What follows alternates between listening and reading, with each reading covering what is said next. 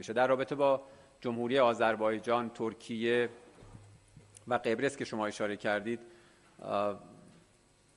ستاد کل نیروهای مسلح صراحتاً و رسما اعلام کرد که چنین پرتابه‌هایی از داخل ایران یا توسط نیروهای نظامی ما صورت نگرفته.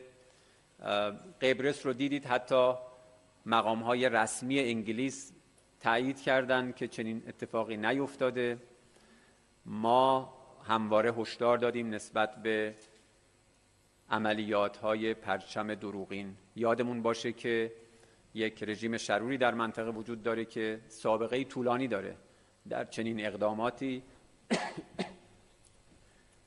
موضوع آوالون یا آپریشن سوزانا در 1954 در مصر یک مورد خیلی شناخته شده است که رژیم صهیونیستی چگونه سعی کرد با اقدامات خرابکاری سعی کنه که شکاف ایجاد بکنه بین چند کشور. اخیراً هم خب خبرهاش اومد که در عربستان سعودی و قطر اینها مشغول عملیات خرابکارانه بودن. بنابراین همه کشورها رو ما دعوت می‌کنیم به تأمل و دقت در هر گونه پیش‌داوری راجع به تحولاتی که در منطقه صورت می‌گیره.